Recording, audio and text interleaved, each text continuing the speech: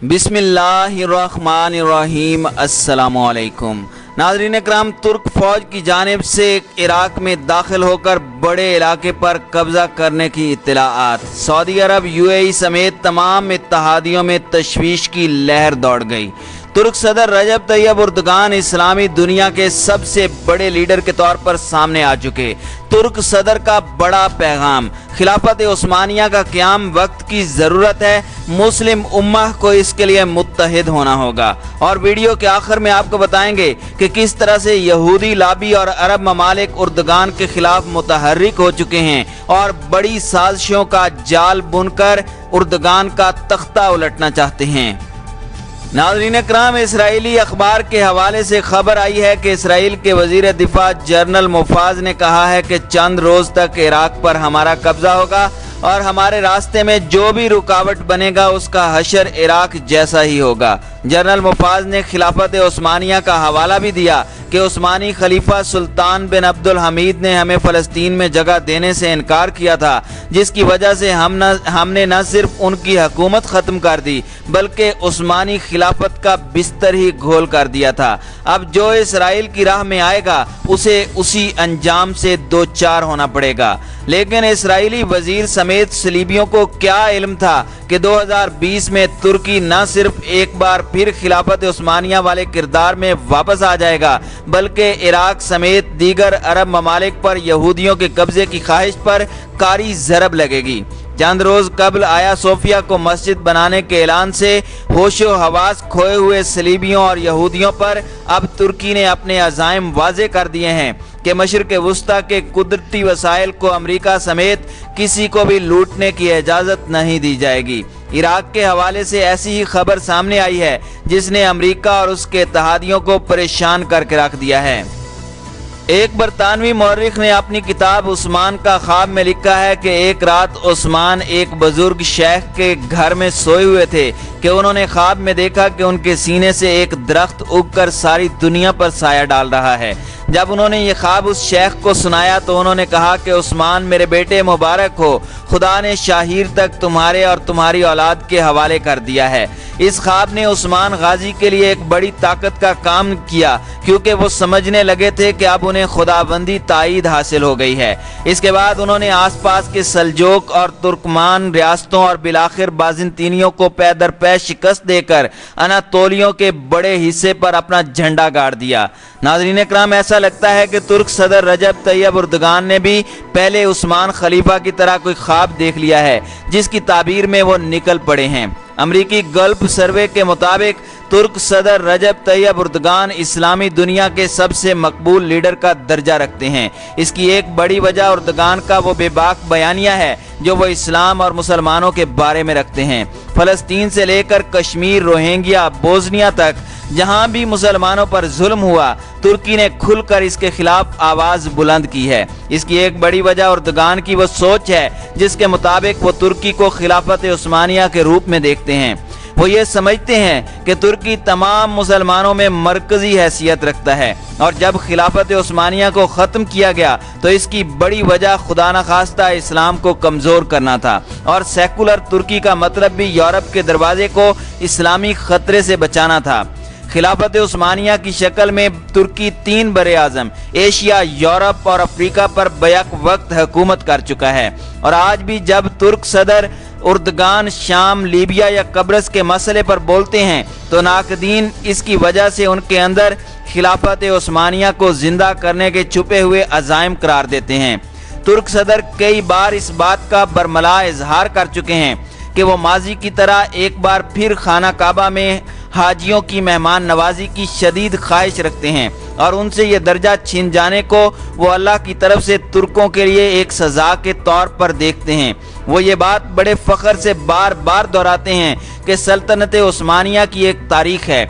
वो उस्मानिया सलातीन पर बनाई जाने वाली फिल्मों को फंड भी कर रहे हैं और उनके हमरा इर्तुगरल सीरीज़ के बाज़ अदाकार प्रोग्रामों में शिरकत करते हैं, फ़ोटो सेशन होते हैं। रजब तैयब एर्दोगान जो कि हाफिज़ कुरान भी हैं, खुद को मुसलमानों के गम में मुब्तला एक ऐसे हुक्मरान की शक्ल में पेश कर रहे हैं जो दुनिया में मुसलमानों पर होने वाले मजालिम का बदला लेने का इरादा रखता है।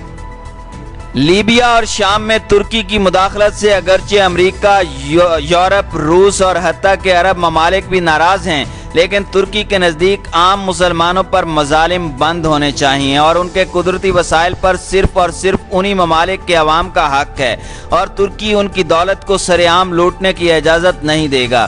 اس بات میں اب کوئی شک نہیں بچا کہ ترکی ایک بار پھر خود کو خلافت عثمانیہ والے روپ میں دھار رہا ہے، اور اس میں مرکزی کردار ترک صدر رجب طیب اردوغان کا ہی ہے۔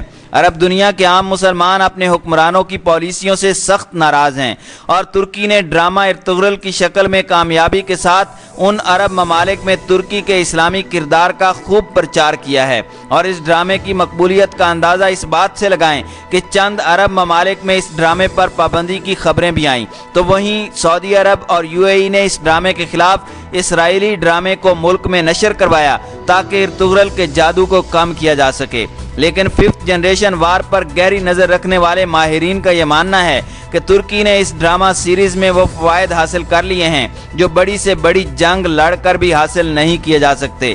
آپ یہ اندازہ بخوبی لگا سکتے ہیں کہ اگر حملہ آور کو مقامی آبادی کی مدد حاصل ہو تو وہ کسی بھی ملک کی بادشاہت کو گرانے میں کتنا وقت لے گا، اور یہ سب کچھ اس وقت ترکی کر رہا ہے۔